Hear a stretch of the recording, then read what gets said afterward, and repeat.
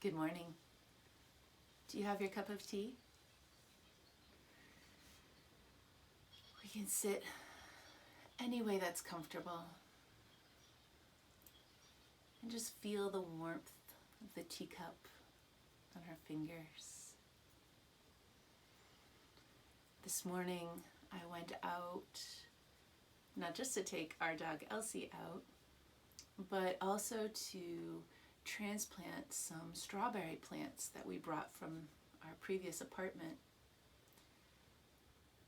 And although it is very strange to be planting this early in the year, I've never done that before, it felt so normal to just be planting things. And I was so grateful to focus on that. I didn't listen to any podcasts. I just planted things. Got dirt under my fingernails. So right now, as I'm feeling so grateful for the warmth of the teacup on my fingers and the leftover bits of dirt that I haven't finished cleaning out of my fingernails yet, I'm also so grateful for an activity that was just a normal activity that I could have been doing anytime. So as we take a deep breath, I want to direct my thoughts more about all of the things that I'm doing right now that actually are completely normal. Things I would be doing anytime, like making the dinner, or doing dishes, or vacuuming, answering student emails. All of these things I would be doing no matter what was happening, even if we weren't in the middle of all of the things that we were doing because of coronavirus. And I can extend that feeling of, oh right, some things are still the same, into not just my gardening and not just my teacup, but all the different things during the day that haven't changed. And I'm realizing that when I focus that way, it takes a lot of weight away from my thoughts. It allows me to realize that not everything is upside down. Just a few things are upside down.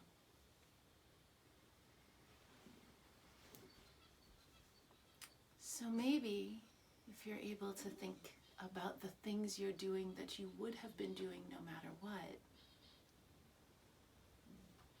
that will also bring you a feeling of groundedness, allowing you to see that only some things are upside down. Maybe that will feel comforting. If it does, then you can think about it a little bit more. And either way, we can take a deep breath and smell in the aroma of our tea. Remember, we were talking about the actual chemical constituents of the plant that create that smell. And we can recognize that as we feel the smell in our nose, that is our bodies taking in those aromatic constituents, as well as their medicinal action, their beneficial action for our bodies. Even before we've had a sip, already the plant is helping us. Maybe we take a sip now.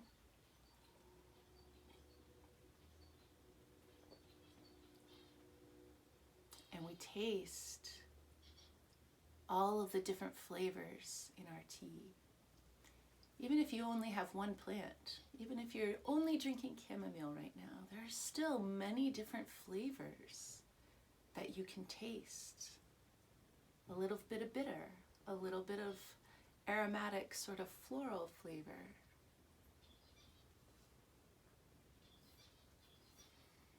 So think about all the different flavors and how they are working together.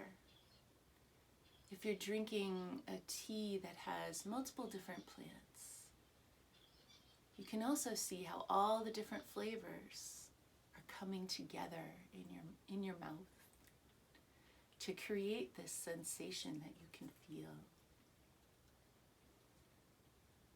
You can spend a long time thinking about that, focusing on those flavors. And as they start to die away, you can take another sip. It is such an interesting way to focus your energy, to give yourself a break from feeling like maybe you're spinning around or feeling upside down. But to just focus very intensely on the flavors that you feel on your tongue.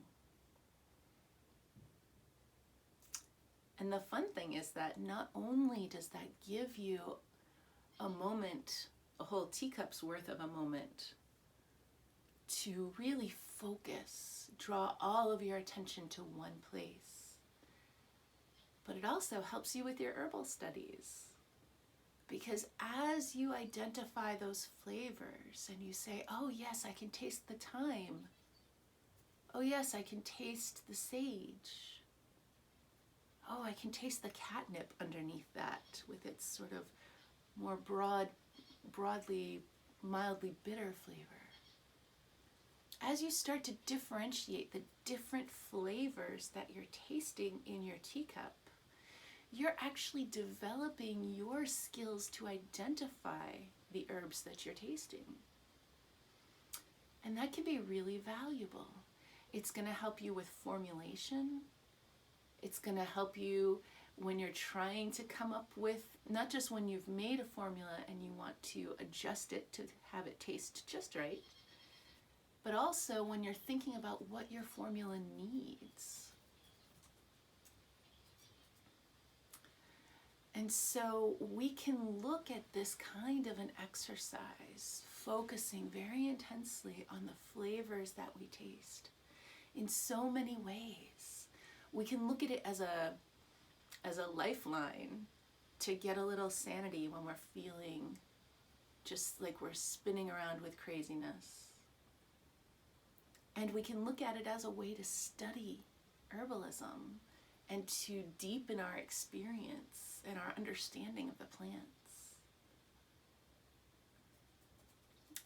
It's both of those things. We can see it as a break from our day.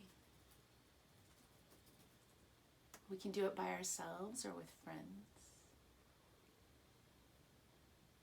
There are so many ways to think about what we're doing.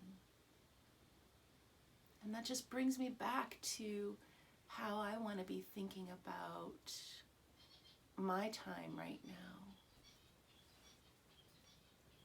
And when I get to thinking, wow, things are really weird and pretty uncomfortable, that's true. They are. But I can also say, but I'm doing the dishes. And that is a thing I do. I know how to do the dishes. But I'm making tea. And that's a thing I do. I know how to do that. Play around today with your perspectives, with the reality that any given activity can be looked at in many different ways, and see how that helps you feel through the day. And I'll see you tomorrow with another cup of tea.